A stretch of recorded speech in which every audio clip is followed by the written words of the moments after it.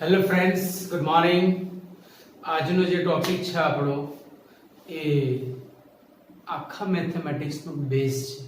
આ જે શબ્દ છે વિધેય, વિધેય એ મેથેમેટિક્સમાં અત્ર તત્ર સર્વત્ર જોવા મળતો શબ્દ છે. અને જો વિધેયનો કોન્સેપ્ટ આપણો ક્લિયર ના હોય તો સમજી લો મેથેમેટિક્સ એવા પાયા પર ઉભેલી બિલ્ડિંગ છે કે જે પાયો તમારો નબળો છે એ બિલ્ડિંગ ગમે ત્યારે ડિસ્ટ્રોય થઈ શકે છે. અને એ ડિસ્ટ્રોય જે થયેલી બિલ્ડિંગ છે એનું પરિણામ રિઝલ્ટના દિવસે ખબર પડે કે આ બિલ્ડિંગ તો ગઈ. રાઈટ?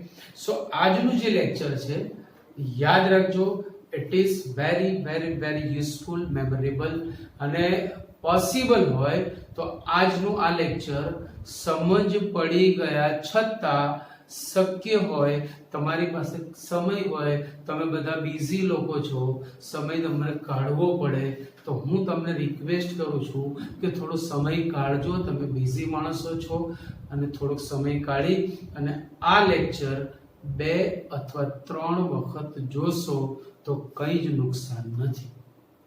બરાબર છે? એવા ટોપિક પર આપણે જવા માંડીએ છીએ. પહેલો ટોપિક આપણે આગળના લેક્ચર્સમાં જોયો સંબંધ. પછીનો ટોપિક છે વિધેય. એટલે આ કોને જેવી વાત થઈ? તો વિધેય પણ એક પ્રકારનો સંબંધ જ છે, પણ એમાંય જો પછી ચોક્કસ શરતોનું પાલન થાય, સંબંધ તો છે જ, એના પછી જો ચોક્કસ શરતોનું પાલન થાય ને તો એ વિધેય બને. એ જ વિધેય આપણે સમજવાનું છે. તો બધા જ વિધેય, બધા સંબંધ વિધેય ના હોઈ શકે. જે આપણે નક્કી કરવા જઈ રહ્યા છે, જે અભ્યાસ કરવા જઈ રહ્યા છે, એ શરતોનું પાલન થાય એ જ સંબંધ વિધેય હોઈ શકે. ઊંધું વિચારશો તો બધા વિધેય સંબંધ બનશે, એ તો નક્કી છે. બરાબર? હવે ધીરે ધીરે વ્યાખ્યા જોઈએ. થોડીક વસ્તુ મેં એટલા માટે લખી કે આપણો લખવાનો સમય બચી જાય અને એટલું વધારે ડિલિવર કરી શકાય. દાખલા તરીકે વિધેયની વ્યાખ્યા. વિધેયની વ્યાખ્યા હું 2-3 રીતે તમને સમજાવી શકું. આપણી ચોપડીની રીત અલગ છે, જૂની ગુજરાત બોર્ડની રીત અલગ છે, અને વાસ્તવમાં જોવા જાવ ને તો રીત અલગ છે. વાસ્તવની રીત જો પહેલી વાર શીખવાડવામાં આવે ને તો સાહેબ તમે વિધેય બંધ કરીને મૂકી દો, એટલા અઘરા શબ્દો છે. એટલે આપણે એને સહેલેથી અઘરા તરફ લઈ જઈએ છીએ. આ નથી આપણી ચોપડીની વ્યાખ્યા, નથી ગુજરાત બોર્ડની ચોપડીની વ્યાખ્યા, કે નથી અઘરા શબ્દોની વ્યાખ્યા. અમારું પોતાનું પ્રોડક્શન છે. એમાંથી પછી આપણી ચોપડી, એમાંથી પછી ગુજરાત બોર્ડ, અને પછી અઘરા શબ્દો સુધી જવાની જો તમારી તાકાત હશે તો જઈશું.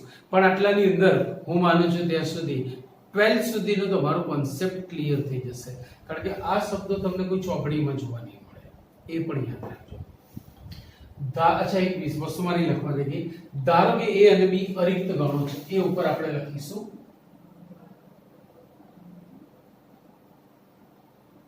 ધારો કે એ અને બી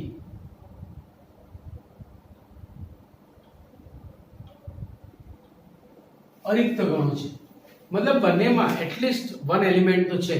બંને ગણમાં ઓછામાં ઓછો એક ઘટક તો છે, એનાથી વધારે જેટલા હોય તેટલા. ભારત દેશ છે, વસ્તીની કોઈ કમી નથી. સો ધારો કે એ અને બી અરિક્ત ગણો છે. જો ગણ એનો એક એક શબ્દ ઉપર ફોકસ કરજો, કારણ કે આજે આ લગભગ આ વ્યાખ્યામાં જ આપણું લેક્ચર જશે. જો ગણ એનો પ્રત્યેક સભ્ય, દરેક શબ્દ ઉપર ફોકસ કરવાનું છે. ગણ એનો પ્રત્યેક સભ્ય ગણ બી ના અનન્ય ઘટક સાથે સંકળાયેલો હોય. જો ગણ એનો પ્રત્યેક સભ્ય ગણ બી ના અનન્ય ઘટક સાથે સંકળાયેલો હોય તો તેને a થી b નું વિધેય કહે છે. સંબંધની વ્યાખ્યામાં આ બધું નહોતું. સંબંધની વ્યાખ્યામાં એવું જ હતું, સંકળાયેલો હોય. a ક્રોસ b ના કોઈ પણ ઉપકરણને સંબંધ કહે છે. એટલે ચાલ, પછી એમાં કોઈ સંકળાય, કોઈ ના સંકળાય, જેને જેમ કરવું હોય એમ કરે તો પણ ચાલે. કોઈને ના સંકળાવવું હોય ખાલી સંબંધ, બધાને સંકળાવવું હોય સાર્વત્રિક સંબંધ. તમે જાણો છો ત્યાં કોઈ જ બંધન નહોતું. હવે there are some restrictions કે ભાઈ due to these restrictions the relation can be function. બધા જ સંબંધ વિધેય બને એવું જરૂરી નથી. ફરીથી, જો ગણ A નો પ્રત્યેક સભ્ય ગણ B ના અનન્ય ઘટક સાથે સંકળાયેલો હોય તો તેને A થી B નું વિધેય કહે છે. હવે તમને એમ કે આટલું આમાં તો કશું નથી સાહેબ, આ તો ખબર પડી ગઈ, પણ આની ઉપર જ આખું ચેપ્ટર છે અને જે વસ્તુ આપણને ઈઝી લાગે છે પણ જ્યારે અંદર થોડા અલગ જાત જાતના આખું ઇન્ડિયા છે, દરેક રાજ્યમાંથી એક મસાલો લઈએ ને તો જે નવા ટેસ્ટ બને ને તમને એક સારી વાત તો ગજબની છે. ગુજરાતના મસાલાનો ટેસ્ટ, રાજસ્થાનના મસાલાનો ટેસ્ટ, મધ્યપ્રદેશના મસાલાનો ટેસ્ટ, પંજાબના મસાલાનો ટેસ્ટ, સાઉથના મસાલાનો ટેસ્ટ, બંગાળના, એટલે કેટલા ટેસ્ટ છે યાર. એ જ થવાનું છે અહીંયા. એક સહેજ નાની વસ્તુ આમાં ઉમેરી દઈએ ને એટલે આખી વસ્તુ જાણે નવી બહારથી આવી હોય એવી વાત થઈ જાય. આખી વસ્તુ એક જ વસ્તુમાં તમે સહેજ કંઈક અલગ નાખી દો, ટેસ્ટ ચેન્જ થઈ જાય ને એમ લાગે કે it's new, right? It's like that. ચલો અહીંયા મેં છે ને કુલ 7 ઉદાહરણો મૂક્યા છે અને આ 7 ઉદાહરણો દ્વારા અલગ રીતે આપણે વિધેયની વ્યાખ્યા પર એટેક કરવા માંડીએ છીએ, રાઈટ? પહેલું શું, હવે A અને B લખવું જરૂર નથી, બે ગણ હોવા જોઈએ, XY હોય, PQ હોય, RS હોય, CD હોય, ગમે તે વિચાર. અહીંયા મેં AB લીધા છે. શું ગણ A નું પ્રત્યેક સભ્ય ગણ B ના અનન્ય ઘટક સાથે સંકળાયેલો છે? પ્રત્યેક એટલે 1 પણ સંકળાયેલો છે, 2 પણ સંકળાયેલો છે, 3 પણ સંકળાયેલો છે, 4 પણ સંકળાયેલો છે. પહેલી શરતનું પાલન થયું, પ્રત્યેક સભ્ય. બીજી શરત શું છે? ગણ B ના અનન્ય ઘટક સાથે, 1 ખાલી 5 સાથે, 2 ખાલી 6 સાથે, 3 ખાલી 7 સાથે, 4 ખાલી 8 સાથે સંકળાયેલ છે. આથી તે વિધેય છે. આથી તે વિધેય છે. સિક્કો મારી દો. ડન. You are function. આથી આપણે એને જાહેર કર્યું, નાઉ યુ આર ફંક્શન. બીજું ગણ અહીંયા XY લીધા છે. ગણ X નો પ્રત્યેક સભ્ય 1 સંકળાયેલો છે, 2 સંકળાયેલો છે, 3 સંકળાયેલો છે. પહેલી શરતનું પાલન થયું. બીજી શરત, શું Y ના અનન્ય ઘટક સાથે? બોલો ભાઈ, 1 કેટલા ઘટક સાથે સંકળાયેલો છે? with only -1, 2 with only 1, 3 with only -1, 4 with only 1. ભાઈ 1 ખાલી 1 -1 સાથે જ સંકળાયેલો છે, ભલે ને 3 પણ સંકળાયેલો રહ્યો, એનાથી આપણે કોઈ કન્સર્ન નથી. આપણે આમ નથી જવાનું. તો આમ જો -1, 1 અને 3 સાથે સંકળાયેલો છે. આપણે ડિરેક્શન ચેન્જ નથી કરવાનું, આપણે આમ જવાનું છે. આપણે આપણા દેશથી બીજા દેશ પર એટેક કરવાનો છે. સમજાય છે ને? સામેવાળા નથી કહેવાનું આવો, આપણે ધડાધડી બોલાવી દો ભાઈ. 1 ખાલી -1 સાથે, 3 ખાલી -1 સાથે. તો ગણ X નો પ્રત્યેક સભ્ય ગણ Y ના અનન્ય ઘટક સાથે સંકળાયેલો છે. આથી આ વિધેય છે. આને બી સિક્કો મારી દીધો કે નાઉ યુ આર અ ફંક્શન.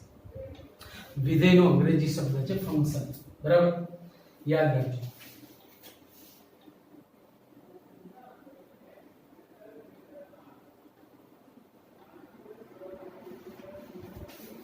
ત્રીજું, ગણ C નો, અહીંયા CD ગણ લીધા છે. ગણ C નો પ્રત્યેક સભ્ય, ચલો 1 સંકળાયેલો છે, 2 સંકળાયેલો છે, 3 સંકળાયેલો છે, 4 સંકળાયેલો છે.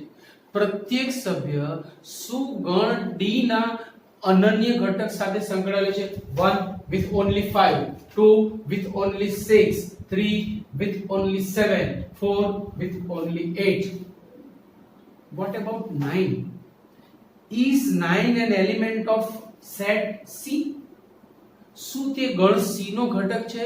આપણે આમ જવાનું છે. C ના બધા ઘટક સંકળાયેલા છે કે નહીં? D ની જવાબદારી આપણે નથી લેવાની. આપણે જવાબદારી ખાલી લીધી છે C ની. શું 1 સંકળાયેલો છે, 2 સંકળાયેલો છે, 3 સંકળાયેલો છે, 4 સંકળાયેલો છે. 1 એક જ ઘટક સાથે, 2 એક જ ઘટક સાથે, 3 એક જ ઘટક સાથે, 4 પણ એક જ ઘટક સાથે. સામેવાળાનું જે થવું હોય તે થાય. It's not our responsibility. So it is also a function. આ પણ વિધેય છે. Now ફોર્થ ક્વેશ્ચન અહીંયા પી કેવી રીતે છે? ગણ પી નો પ્રત્યેક સભ્ય 1 સંકળાયેલો છે, 2 સંકળાયેલો છે, 3 સંકળાયેલો છે, 4 નથી સંકળાયેલો. પતિ ગઈ વાત, બીજું કંઈ પૂછવા જવાનું નહીં. આપણી પાસે ટાઈમ નથી, તમારો સમય કિંમતી છે. આપણે એમાં બહુ ટાઈમ બગાડવાની જરૂર નથી. 4 કોઈની સાથે સંકળાયેલો નથી. It means it is not a function. It is only the relation. આ માત્ર સંબંધ છે, આ વિધેય નથી. બધા જ સંબંધ છે. એમાંના પહેલા 3 વિધેય બન્યા, ચોથું વિધેય બની શકતું નથી. પાંચમું શું? અચ્છા, આને નામ આપીએ ને આપણે. લો EF. ગણ ઈ નો પ્રત્યેક સભ્ય, હા, 1 સંકળાયેલો છે, 2 સંકળાયેલો છે, 3 સંકળાયેલો છે, 4 સંકળાયેલો છે, 5 બધા જ સંકળાયેલા છે. અચ્છા, 1 કેટલા ઘટક સાથે? ઓન્લી 1 7, 2 ઓન્લી 1 7, 3 ઓન્લી 1 7, 4 ઓન્લી 1 7, 5 બધા જ ઘટકો એક જ ઘટક સાથે સંકળાયેલા છે. આપણે ઓમ નથી આવવાનું ભાઈ, આપણે ઓમ જવાનું છે. 1 એ એક જ ઘટક 7, 2 એ એક જ ઘટક 7, 3 એ એક જ ઘટક 7, 4 એ એક જ ઘટક 7, 7 એ સંકળાયેલ છે. આથી 5 number is also one of the functions. આ પણ એક વિધેય છે, આ પણ એક વિધેય છે. નંબર 6, ગણ R નો પ્રત્યેક સભ્ય, ગણ R નો પ્રત્યેક સભ્ય, હા ચલો 1 સંકળાયેલો છે, 2 સંકળાયેલો છે, પ્રત્યેક સભ્ય સંકળાયેલો છે. હવે અનન્ય ઘટક સાથે સંકળાયેલો છે, તો 1 એ 4 અને 7 બે જોડે સંબંધિત છે. આથી આ બીજી શરતનું બે શરત જોવાની છે, પ્રત્યેક અને અનન્ય. બધા જ ઘટક સંકળાયેલા હોવા જોઈએ, એક જ ઘટક સાથે સંકળાયેલા હોવા જોઈએ. ભાઈ બધા ઘટક સંકળાયેલા છે, agreed, but not with the distinct element. એક જ ઘટક સાથે નથી સંકળાયેલા, and therefore 6 is not a function. 6 એ વિધેય નથી. હવે અહીંયા ગણ x અને y લીધા છે. ગણ xy નો પ્રત્યેક ગણ x નો પ્રત્યેક સભ્ય, ભાઈ એક જ છે સંકળાયેલો છે. હવે બીજી શરત અનન્ય. ઓહો હો હો હો હો, દાટ વાળી નાખ્યો છે, આખો ગણ y લપેટી માર્યો. So it is not a function. It is not a function. તો અહીંયાથી તમારે આ વસ્તુ ખાસ સમજવાની છે કે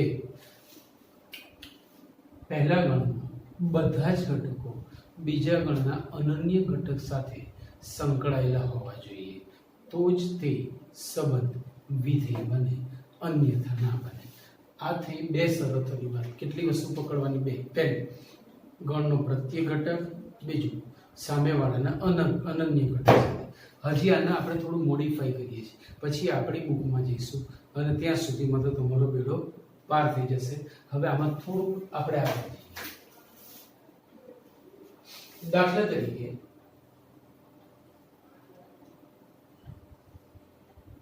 આ છે ગણ A, આ છે ગણ B,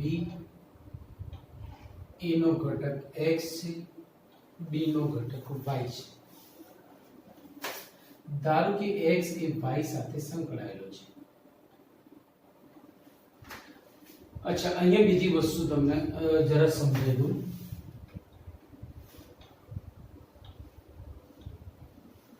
પછી એ ઉદાહરણ આપણે લઈએ તો તેને a થી b નું વિધેય કહે છે.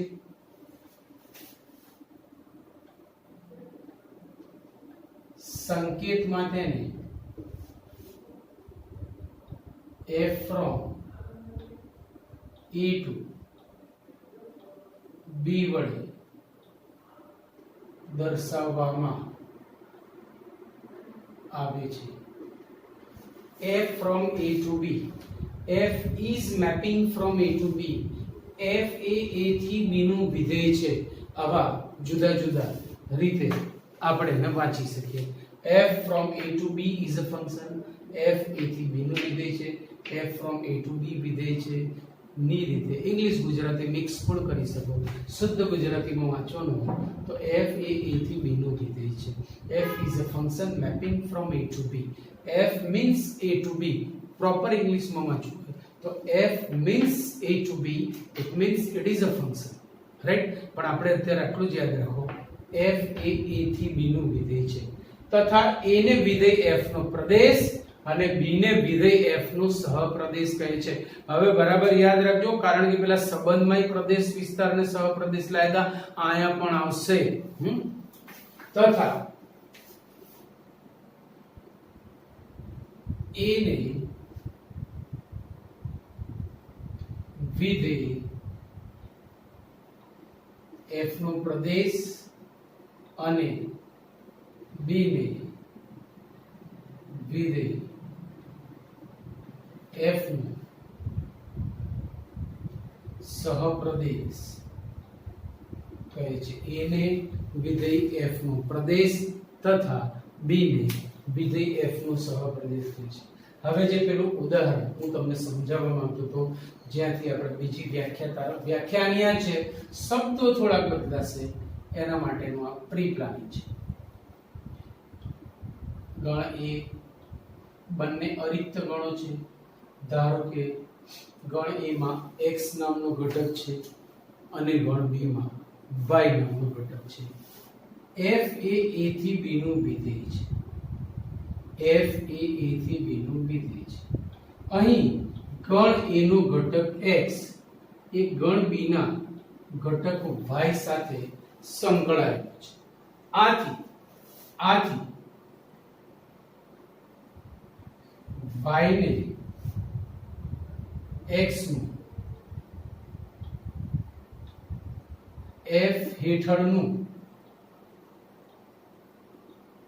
પ્રતિબિંબ કહે છે. બરાબર શબ્દો સમજો.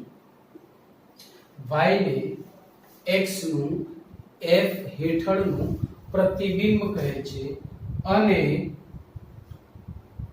x ને y નું f હેઠળનું પૂર્વ પ્રતિબિંબ કહે છે. y is called image and x is called pre-image. આની આ ઇમેજ છે. Without pre-image image cannot be occur. પૂર્વ પ્રતિબિંબ વગર પ્રતિબિંબનો ઉદ્ભવ થવો શક્ય નથી. સમજી શકાય છે. સો x is pre-image, એ પૂર્વ પ્રતિબિંબ છે. y is image under f. f is like a mirror.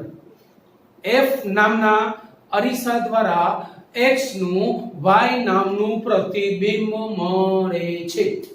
હવે આ જ વસ્તુને પાછું હું બીજી રીતે બતાવું. એક નાનકડું ઉદાહરણ ધીરે ધીરે મેં શું કીધું, ખાલી વ્યાખ્યામાં જ આજનું લેક્ચર છે, યાદ રાખજો દોસ્તો. અને આ વસ્તુ હું 2 વર્ષ માટેનો પાયો બનાવી રહ્યો છું, four 11th and four 12th. આની આ જ વસ્તુ ફરીથી 12th માં તમારે આવવાની છે, યાદ રાખજો. ધારો કે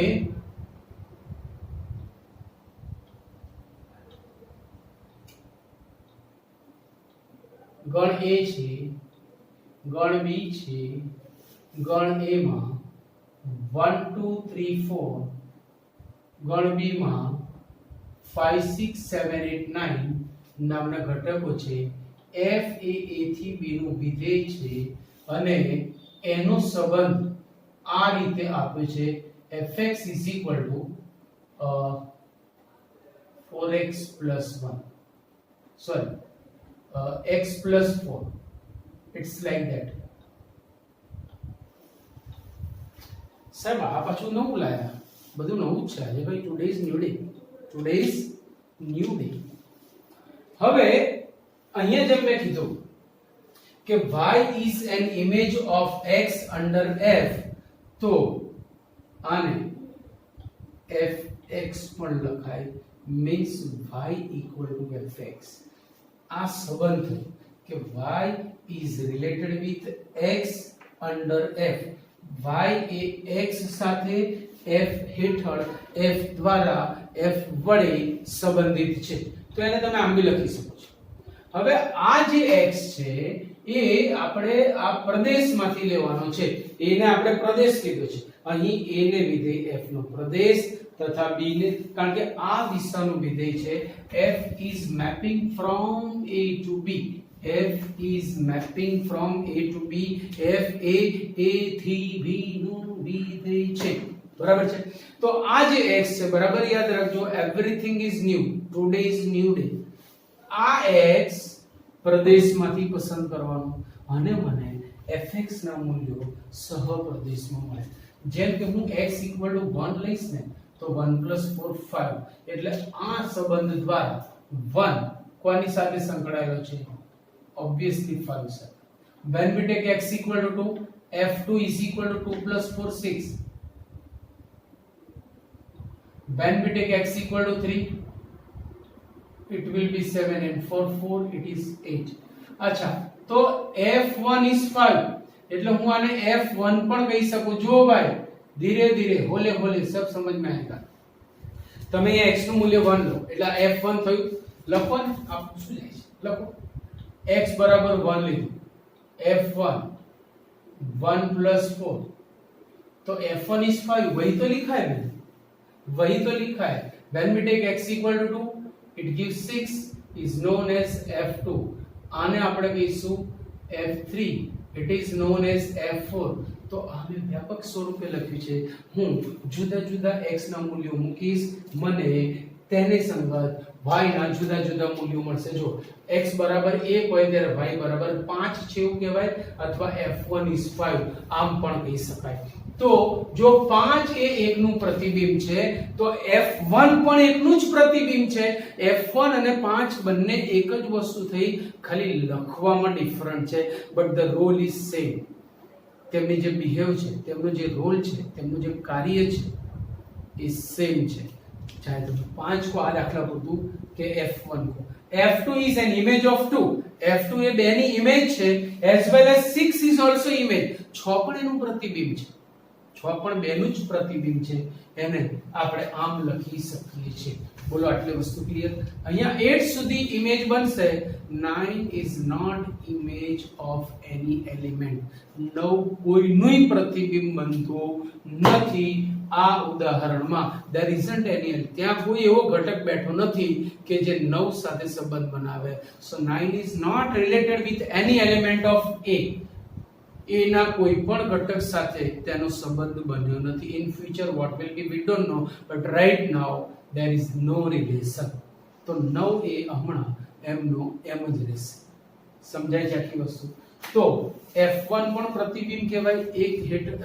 એકનું પ્રતિબિંબ f1 એનું મૂલ્ય 5 છે, બેનું પ્રતિબિંબ f2 એનું મૂલ્ય 6 છે, ત્રણનું પ્રતિબિંબ f3 એનું મૂલ્ય 7 છે. આ વસ્તુ આપણે અહીં સમજી શકીએ છીએ. તો હવે આ વ્યાખ્યામાં થોડું ફરીથી લઈએ. અહીંયા y ને પ્રતિબિંબ કીધું છે, બરાબર, અને x ને પૂર્વ પ્રતિબિંબ, અને fx = y લખાય. આ પણ વસ્તુ યાદ રાખજો. તો આ જ વ્યાખ્યાને હું ફરીથી કહેવા માંગુ છું. જો મતલબ શું થયો કે ભાઈ એકનું પ્રતિબિંબ 5, બેનું પ્રતિબિંબ 6, ત્રણનું પ્રતિબિંબ 7.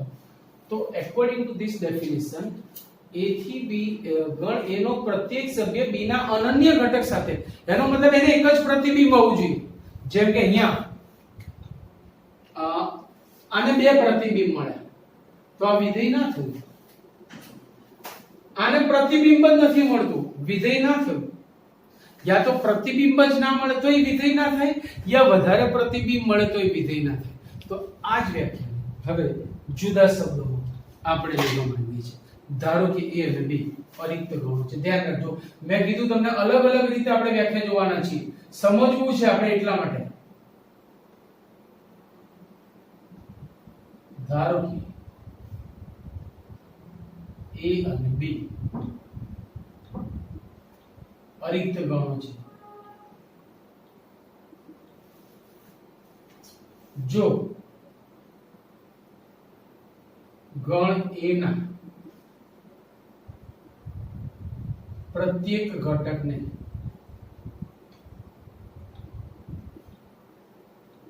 ગણ b માં અનન્ય પ્રતિબિંબ મળે. સમજણ? અનન્ય પ્રતિબિંબ મળે. ગણ a ના પ્રત્યેક ઘટકને ગણ b માં અનન્ય પ્રતિબિંબ મળે તો તેને a થી b નું વિધેય કહે છે. તો તેને જો વસ્તુ એકની એક જ મેં લખી છે, પણ શબ્દો થોડા બદલાઈ ગયા છે. જો ગણ A ના પ્રત્યેક ઘટકને ગણ B માં અનન્ય પ્રતિબિંબ મળે તો તેને A થી B નું વિધેય કહે છે. A ને વિધેયનો પ્રદેશ, B ને વિધેયનો સહપ્રદેશ કહે છે. આટલી વસ્તુ ક્લિયર થઈ ગઈ. એના પછી એક નવો શબ્દ જે આમ જૂનો છે, આપણે જેની વાત કરી હતી, વિસ્તાર. હવે જે પ્રતિબિંબ છે ને એ બધા વિસ્તારમાં આવતા ઘટકો બનશે. જે આપણે સંબંધમાં વ્યાખ્યા આપી એ જ વ્યાખ્યા.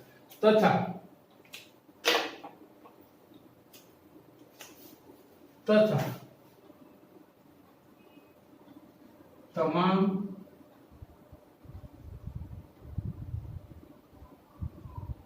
પ્રતિબિંબોના ગણને F નો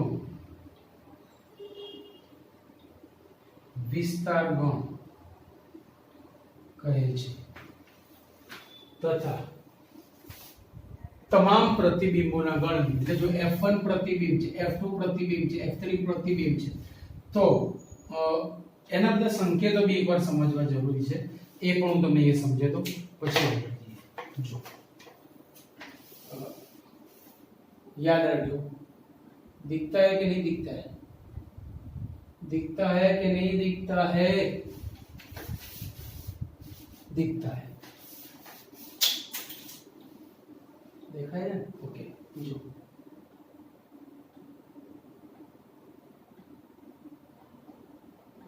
F નો પ્રદેશ ગણ એનો સંકેત હશે DF, મતલબ DOMAIN, ડોમેઇન ઓફ F. બીજું આવશે F નો સહપ્રદેશ ગણ, જેને તમે કહેશો CDF. શું કહીશું આપણે? CDF, codomain of F. Codomain of F. પછી F નો વિસ્તાર ગણ, F નો વિસ્તાર ગણ, જેને આપણે કહીશું RF, મતલબ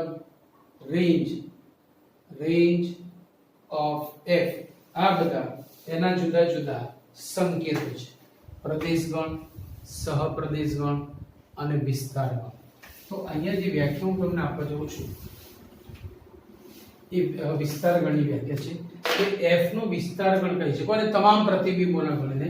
તો therefore RF એટલે F નો વિસ્તાર ગણ is equal to set of fx, એવા તમામ fx નો ગણ કે જ્યાં x એ વિધેય f ના પ્રદેશમાં હોય.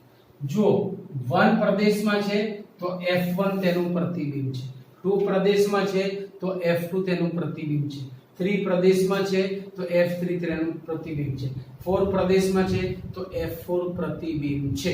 બસ પતી ગઈ વાત. તો પ્રતિબિંબોનો ગણ એટલે જ વિસ્તાર ગણ, પ્રતિબિંબોનો ગણ એટલે જ વિધેયનો વિસ્તાર ગણ. તો આટલી વસ્તુ આજે વિધેયની મેં તમને વાત કરી. વિધેયમાં તમને પ્રદેશ સમજાવ્યો. a થી b નો વિધેય છે તો a વિધેયનો પ્રદેશ, b સહપ્રદેશ. આ x આ પ્રદેશના ઘટકો થશે, આ સહપ્રદેશના ઘટકો થશે. વિધેય લખવાની પદ્ધતિ આ છે. fx y લખાય, y is related with x under f. એમ પણ આપણે કહી શકીએ છીએ કે y એ x સાથે f હેઠળ સંબંધિત છે. એનું એક ઉદાહરણ પણ મેં તમને આપ્યું. અને આ અલગ અલગ રીતે આખી વિધેયની વ્યાખ્યા સમજાય છે. આ લેક્ચર મેં તમને પહેલા પણ કીધું હતું, આજે ફરીથી કહું છું. હજી વિધેયના પ્રકાર બાકી છે. આમ તો આ બધું જોડે ચલાવાય, પણ હું માનું છું ત્યાં સુધી આ ટોપિકની ગંભીરતાને ધ્યાનમાં લઈને it is very important, very serious, very depth. There is very depth in this topic. બહુ જ ઊંડાણપૂર્વક સમજવું પડ્યું છે. અહીં જેટલા ઉદાહરણો આપ્યા જેટલું આપ્યું છે એટલાથી પૂરું થતું નથી, બટ ઇટ ઇઝ સ્ટાર્ટિંગ. આ એક શરૂઆત છે. ધીરે ધીરે આપણે ઊંડા ઉતરીશું, પણ ઊંડા જવા માટે શરૂઆત આજે કરી છે. અને આજે ને આજે આપણે એકદમ અંદર ઉતરી નથી જવું, કારણ કે પછી બહાર આવવા માટે પણ આપણી પાસે સમજ, સમય અને જે કંઈ વસ્તુની જરૂર હોય એ હોવું જોઈએ, માટે ઉતાવળ નહીં સારી. તો મેં ફરીથી કીધું હતું કે આજનું આ લેક્ચર તમે એટલીસ્ટ 2 or 3, ઓછામાં ઓછું 2 તો ખરું જ, 3 વખત કે 4 વખત જોશો તો કંઈ જ વાંધો નથી. સારું છે, તમારી પાસે જે સમય કિંમતી છે એ જેટલો બને એટલો આમાં ફાળવજો, તો તમને 11th અને 12th બંનેમાં પુષ્કળ ફાયદો થશે. રાઈટ? સો વિધેયનો પ્રકાર આવતી વખતે લઈશું. અહીંયા હું રજા લઉં છું. Okay, C you, Tata.